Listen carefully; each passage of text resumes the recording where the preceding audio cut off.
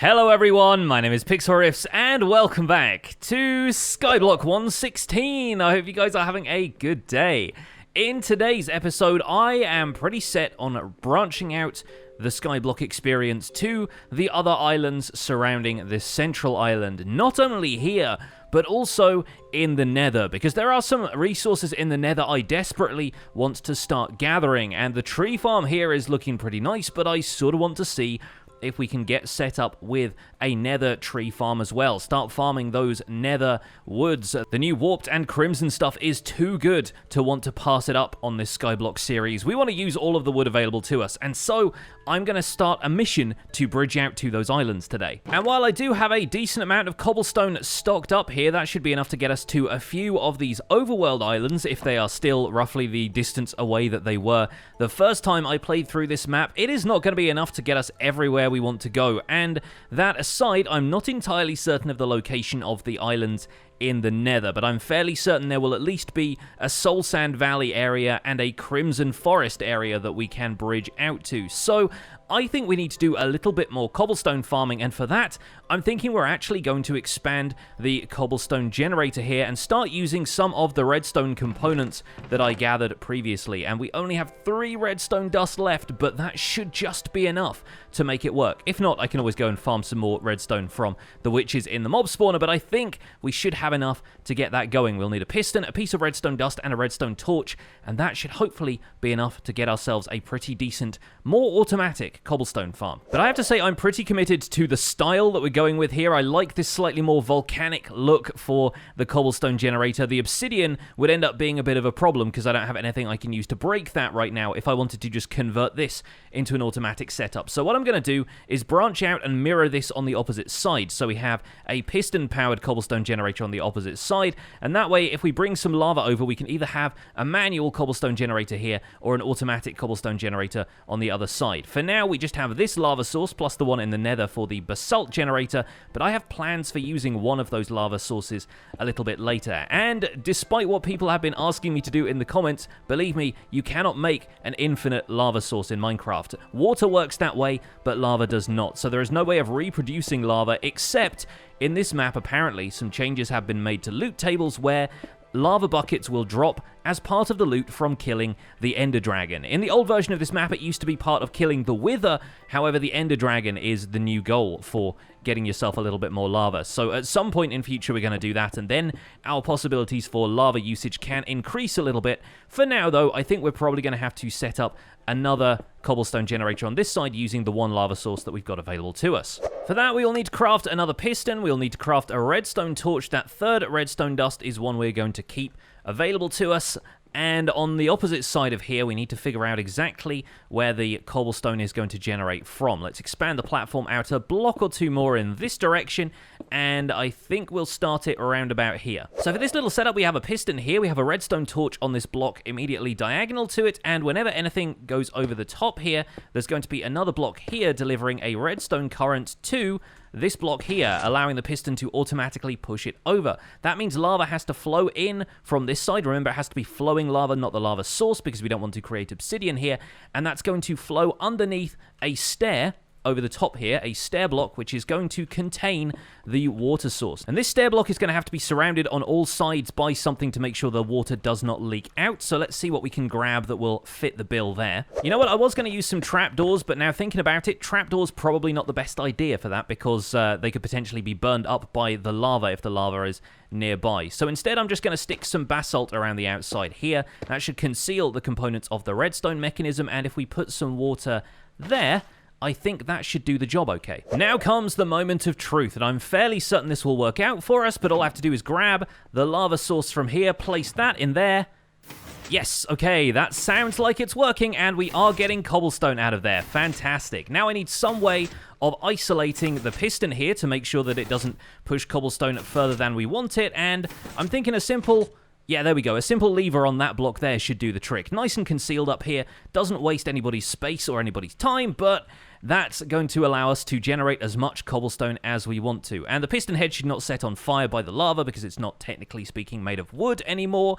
I think that's going to work pretty well. The only problem with this now is needing to decorate it a little bit, because right now this is just a flat cobblestone platform in the sky, and I do want to surround it with stuff in the same way that I have here. I also want to make a safe space for me to stand, probably at the furthest point where this cobblestone can be pushed out. That way we don't get pushed off the island by using it or anything like that. I think this is going to work out pretty well. Let's cover up the redstone here as well, and we can probably cover up this bit of redstone there. I'm hoping everything should work just according to plan.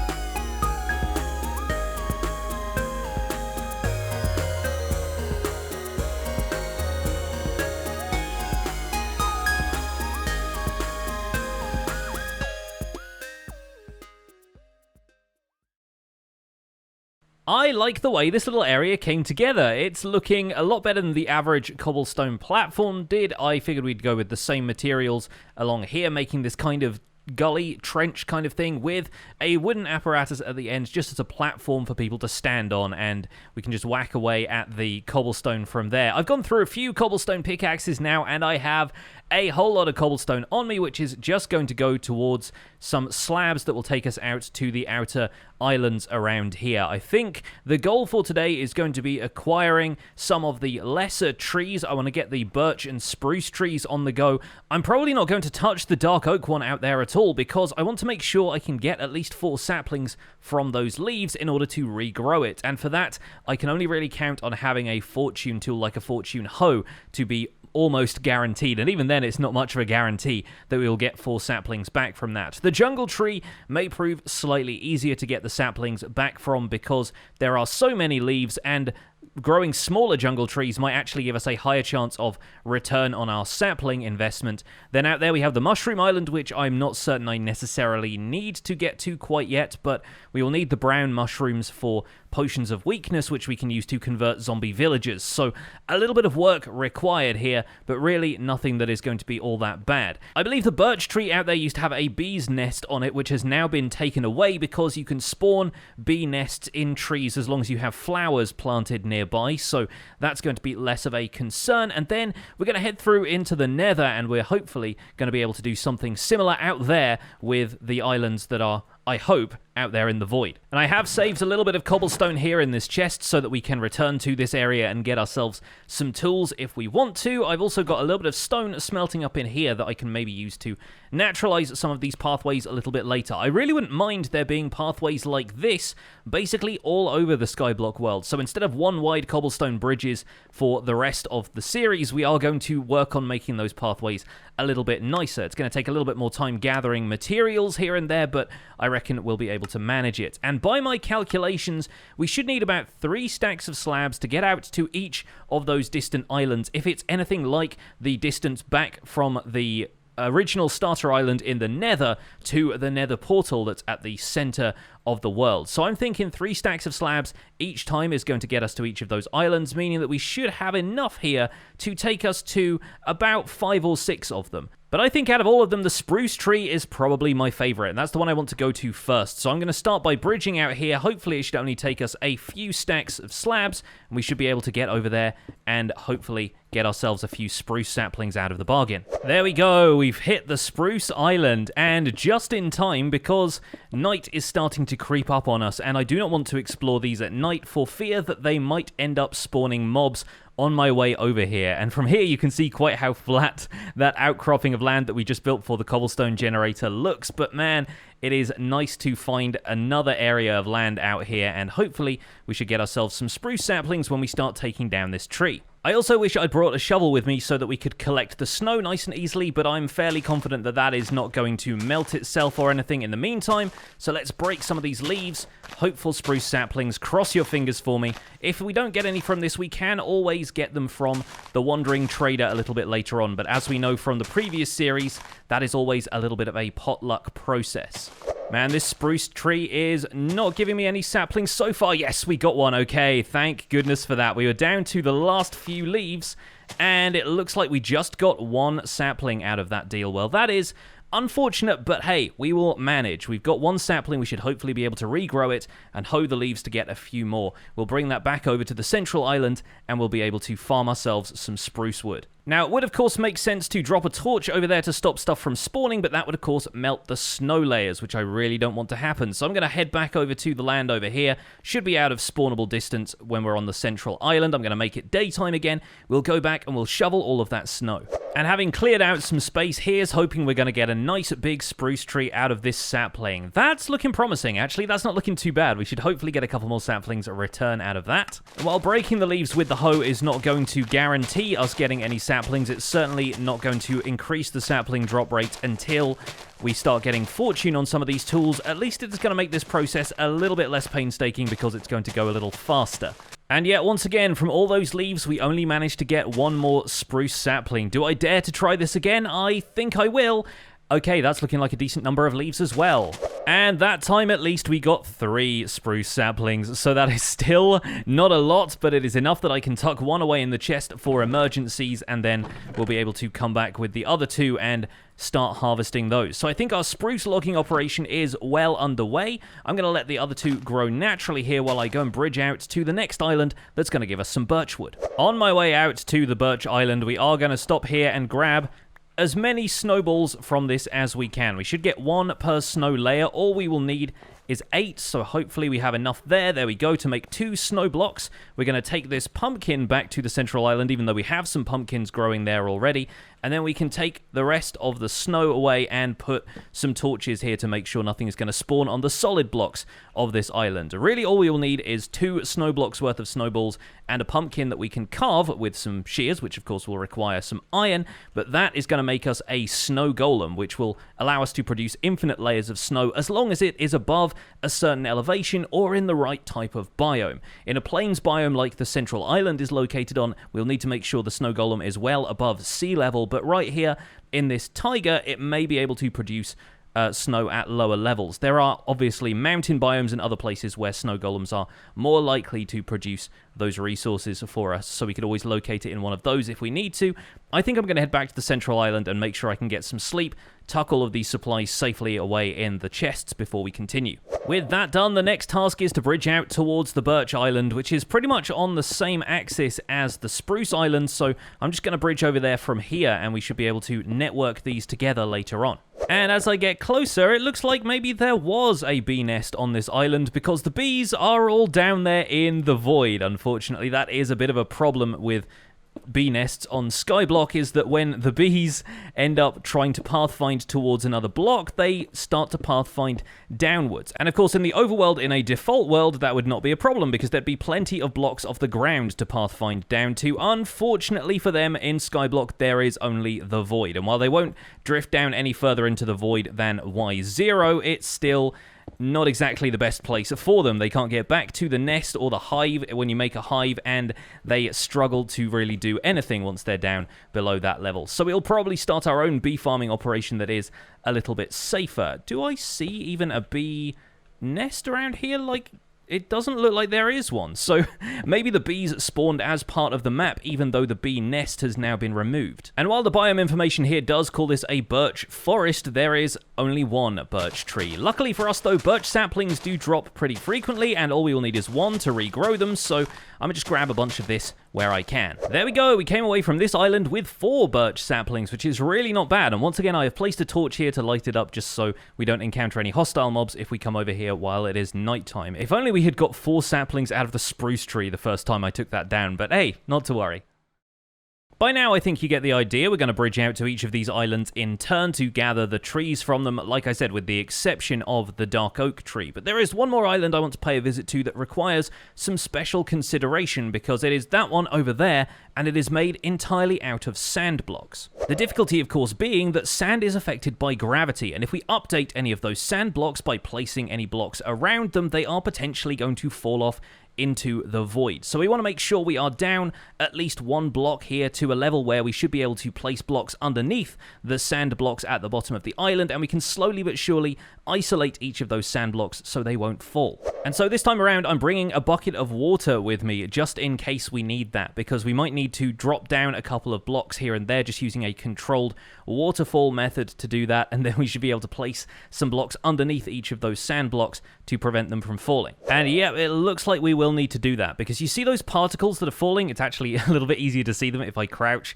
to show you guys the blackness of the void. Yeah, all of those particles basically are a warning that those sand blocks are going to fall if they update. You get the same particles from gravel and other gravity-affected blocks, but I think the best solution for this is going to be to set up a little platform here from which we can establish a waterfall, and that's going to allow me to drop down, place some slabs at a slightly lower level, and build out a set of slabs underneath the blocks of the island here. And we're going to do this in a slightly different way than you might expect, because we could just place a platform of blocks underneath there that would allow the sand to fall onto it once updated, and we can collect the blocks that way, but that would break the dead bush, which, to my knowledge, is the only way of acquiring dead bushes unless you can buy them from the wandering trader. And because I'm the type of person who likes to collect rare stuff in Minecraft, I actually want to keep that dead bush because I don't think we can get one anywhere else. Not that they're particularly useful for anything, but I like the fact that we will at least retain it. So I'm going to pop down here, we're going to place a few more slabs till we're about there,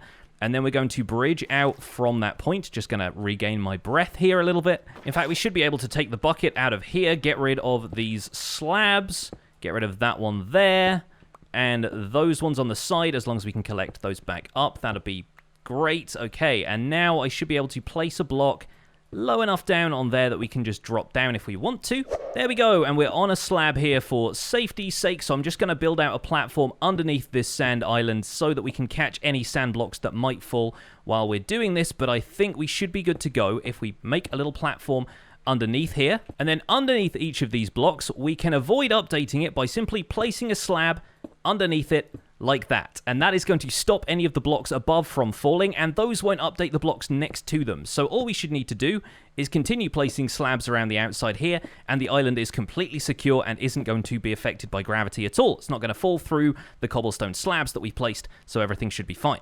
So the first time we're going to use any iron in this series is going to be to make some shears, and we're going to do that all so we can get a dead bush. But I did just look it up on the Minecraft wiki, and it does seem like the Wandering Trader does not sell you dead bushes. I mean, why would he, right? You don't really use them for anything, but I kind of like the fact that we are going to be able to claim the only dead bush in the Skyblock map out of this. And it looks like the spruce trees are growing merrily now. We could also use these if we have a surplus of oak saplings, for example, to harvest some leaves, and then from there we can end up decorating things and making them look a little bit prettier. We can also carve the pumpkin that we can use to get the snow golem set up. So yeah, having shears is actually quite a sensible option, aside from the ridiculous thing I'm currently using them for. So with another quick bridge over to this sand island, which should now not be affected in the slightest by me placing blocks against it, we're going to take down the cactus first, of course, just so we don't endanger anything else here on the island, and then we're going to use the shears to claim the one dead bush. That's such a ridiculous thing to do, but we've done it anyway. And now, without further ado, I'm going to bridge out to the rest of the islands. You guys know the drill already, so I won't worry about doing all of this for you on camera, but I guess we can do that in the form of a time-lapse.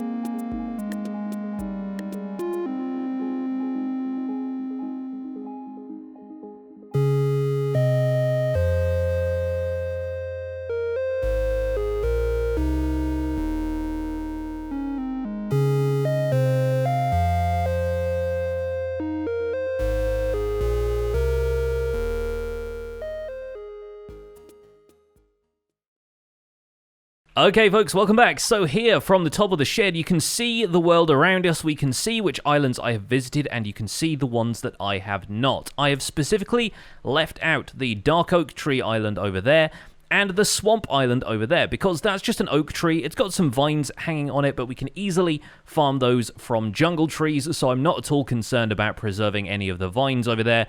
It would be useful for the other infinite water source that it already has on that island, if not for the fact that I have one of those already, so I'm not going to be too fussed about using that. I did get a decent amount of sapling drops from the jungle tree, especially. It was very, very exciting to get 8 jungle saplings out of that, so that's enough for a large jungle tree to be regrown. We got 4 acacia saplings, lost 1 to the void, but 4 was absolutely fine. We got some birch saplings, we got some spruce saplings, and some more spruce trees growing here. I think we are doing pretty well. The next step, I have stocked up on cobblestone for. I farmed a couple more stacks, and we now have about 9 stacks of cobblestone slabs, because I want to bridge out and see if I can find any more islands in the Nether, which I assume the best place to do that from is going to be the central portal, because one would hope that if the other islands are out there in the fog, and no, I'm not going to disable the fog, even though people have asked me to. I think it's an important part of the atmosphere of the Nether, and part of the fun, really, of this challenge. I think out there in the fog, they are each going to be in a straight line from the central portal, if this map makes any sense whatsoever. And while I have brought all these cobblestone slabs with me, I may as well do my bit to slab off all of the remaining solid blocks around the outside of this portal, because yes, there are a few blocks of netherrack here that we can repurpose for farming some stuff, farming some nylium a little bit later on, but those are also spawnable blocks that I want to take care of, and I don't know if that one there is a slab. I'm fairly certain that there needs to be slabbed off, and there doesn't really seem to be any more solid blocks. Maybe there's a couple over there, so I'll put one here and I'll put one here, and that should be everything taken care of. In fact, that actually was a full block. Okay, so good thing I slabbed that as well. This one here looks like a bottom half slab. That's fine. Okay, so all of that should now be spawn proof as well. We only lost a few slabs doing that, and I have a little bit more cobblestone if I need to craft some more, but it's time to head out into the void. In that direction is the island from which we came, which was actually a basalt delta, even though it had some warped fungus growing on it. So let's bridge out in this direction. We're going to head directly west.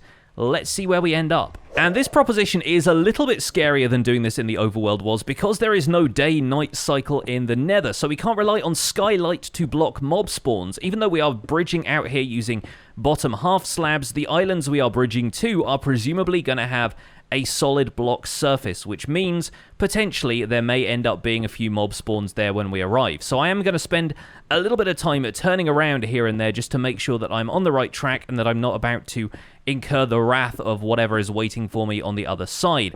We can potentially run into skeletons if we locate a soul sand valley. There might be hoglins on a crimson forest island, potentially even endermen in a warped forest, which are the least of my concerns, but I do need to check here and there. Oh, there's the Nether Fortress tower in the distance. I need to check. Yes, I can see a block there in the distance. It is very, very faint, and I'll have to up the gamma and brightness of this clip for you guys to be able to see that, but hopefully you can, and as we get closer, you will start to see that come into view. I have a feeling those were some bone blocks, so maybe we're looking at...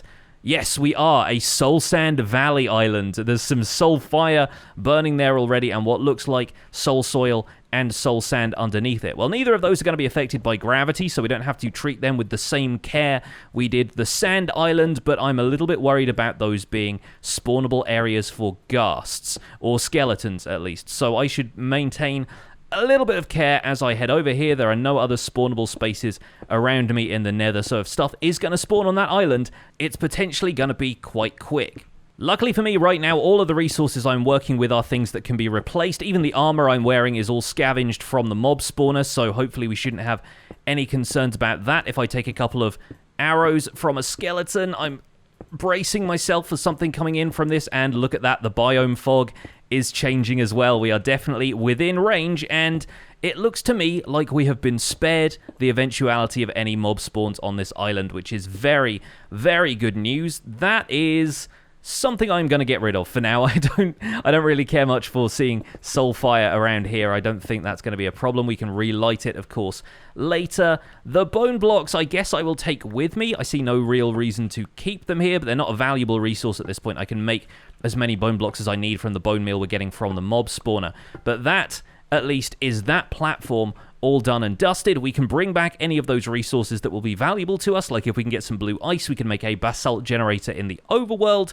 That is good to know that we have that out here. And what are the coordinates of this island? I might as well take those. 182 blocks out from center. Not terrible. Okay, let's go in the opposite direction and let's see if we can find anything going east. Okay, heading out from the direct opposite side of the portal now. Made my way down to the lowest area that I can, and here is hoping that if we bridge out in this direction, we will find ourselves a crimson forest biome with potentially some crimson nylium and some crimson fungus we can grow there, because I really want to get hold of some weeping vines. They are going to make traveling in the nether pretty easy. Oh no, it's a warped forest. Okay, great. Well, that's actually very good news, because if we ended up... Oh gosh, I saw an enderman right there. I really hope I didn't look directly at him. I might be slightly too far away to do that anyway. But we're going to continue bridging to the warped forest, because that means we have a source of warped nylium and warped fungus in a larger area than what we started with on the Basalt Delta Island. I'm very glad that this island exists, because we can eventually turn it into a warped fungus farm, and that's going to be essential to building with more of the supplies, or at the very least having a few of them around in case we want them. Wouldn't mind bringing home a couple of shroom lights to build with as well, and I think, yep, there we go, the biome fog is turning a very distinct shade of purple, and the enderman just scared the life out of me by making that noise. But here we are on a warped island. That's not too terrible. There are even some twisting vines here, which have string over the top of them so they don't grow. That's clearly been put there very deliberately by the map maker. Let's take ourselves a shroom light home as a souvenir, but we'll be back here another time. This is not exactly where I need to be right now, but it's looking promising. Having used about 6.5 stacks of slabs there, I came back to the overworld and made a few more, so now we have 3 stacks and change with us. I have a feeling that we will probably find a crimson forest in the opposite direction from the Basalt Delta. Our first 2 hunches proved correct. Let's see if this third one pays off. We're about 2 stacks of slabs into this bridge, so if we are coming up on a crimson forest, we should. Yes, there we go. We can see it. And I will just double check. Yep, I've got a piece of gold armor on. Okay, great, because those piglins could be a problem for me if I didn't. But look at that. It does have some weeping vines, and that is looking very, very promising, my friends. Now, this is something we will try not to slab over because, of course, we will need to make sure the crimson nylium remains, and slabs are going to be a problem for that. So, got to make sure that we don't destroy that, and that's why I haven't slabbed off the warped nylium island either. I'm hoping that a hoglin doesn't spawn by the time I get over there, but it looks like the island might be slightly too small for hoglins to spawn. Very lucky for me if that is the case. And we can hopefully get ourselves a few weeping vines. Yep, now we're getting that biome ambience, those flickering particles rising upwards like the embers of a fire. And look at this place.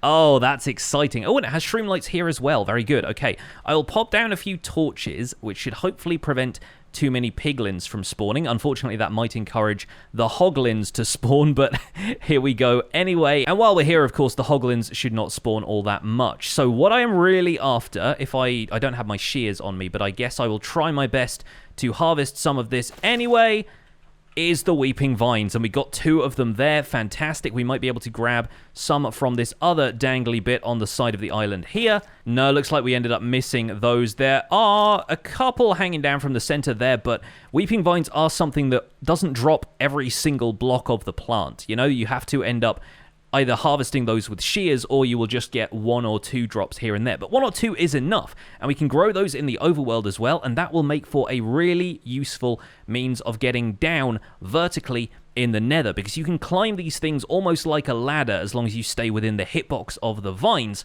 which means that potentially we can use them to get down to the level of the void in the nether and start making some really efficient nether farms that we didn't really get the chance to in my previous Skyblock series. And if you thought that a zombie pigman farm was efficient on the nether roof, imagine what we could do with a zombie pigman farm at Y0 in the nether. That is what I'm excited about, my friends. That is going to be a very special opportunity, and I'm looking forward to doing it. But in this episode, I'm pretty sure we've accomplished everything we set out to do. We've bridged out to all of the islands that I care about right now. We have found the other islands in the Nether, and this playthrough is alive and kicking. Thank you so much for watching the Skyblock 1.16 series today. My name has been Pixlriffs. Don't forget to leave a like on this episode if you enjoyed it, subscribe if you want to see more, and I'll see you guys soon. Take care. Bye for now.